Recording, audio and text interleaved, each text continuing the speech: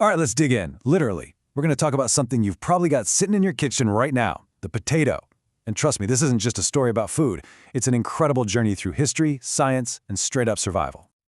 Now, I get it. When you think potato, you probably think, well, boring, right? A simple side dish. It's always there, the reliable background character, but it's never really the star of the show. Or is it? Well, let me tell you, that humble little tuber is actually one of the most important, game-changing foods in all of human history. Seriously, it has fueled empires, it has saved entire populations from starvation, and its story is way more dramatic than you could ever imagine. So, to really get a grip on its massive impact, we have to start at the beginning. Let's peel back the layers and figure out what exactly this so-called spud really is.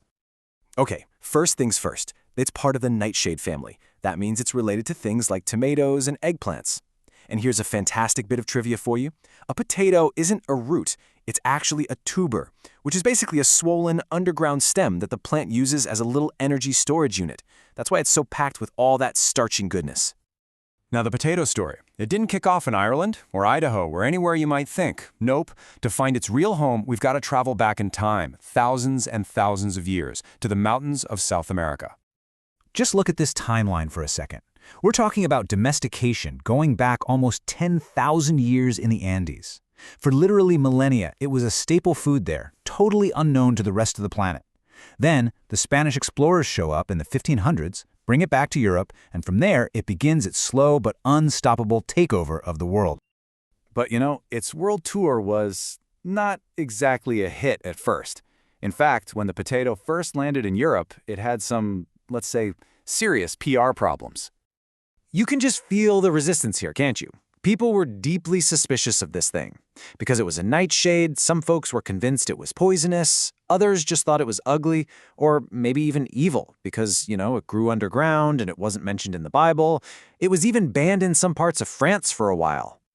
So what changed their minds? Well, one word really, famine. As populations boomed and traditional grain crops started failing, people slowly realized that this tough, high-yield crop could grow pretty much anywhere and feed a whole lot of people for cheap. And just like that, it went from being this suspicious outsider to an absolutely essential tool for survival. All right, let's bust another huge myth, the idea that potatoes are just empty carbs or empty calories. The actual science tells a completely different and way more impressive story. And before we even get into the nitty-gritty of nutrition, get this, there are over 4,000 different kinds of potatoes out there. We're talking a whole rainbow of colors, shapes, and textures, from your classic starchy russets to waxy reds and even these amazing vibrant purple potatoes. Okay, so let's break this down. For just about 110 calories, a single medium potato gives you nearly a third of your daily vitamin C. That's huge for your immune system. You also get a nice dose of vitamin B6, some fiber for your gut, and it's pretty much fat-free. The key, though, you gotta eat the skin. That's where a ton of the good stuff is hiding. And here is my favorite potato mythbuster. Everyone thinks banana when they think of potassium, right? Well, guess what? A medium potato actually has more potassium than a banana. And that's a mineral that's super important for things like blood pressure and muscle function. It's a true powerhouse. And you can see how global this thing is just by looking at the production numbers today. China and India are the undisputed champions here, which just goes to show how vital the potato is for feeding the world's two biggest populations. In fact, it's the third most important food crop for us humans on the entire planet, right after rice and wheat.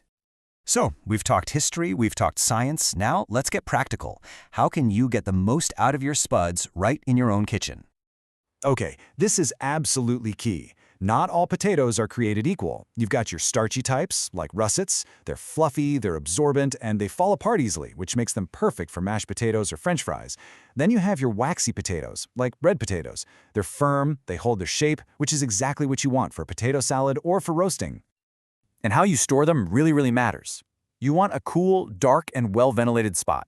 So think a pantry, not the fridge. Sticking them in the fridge actually messes with them.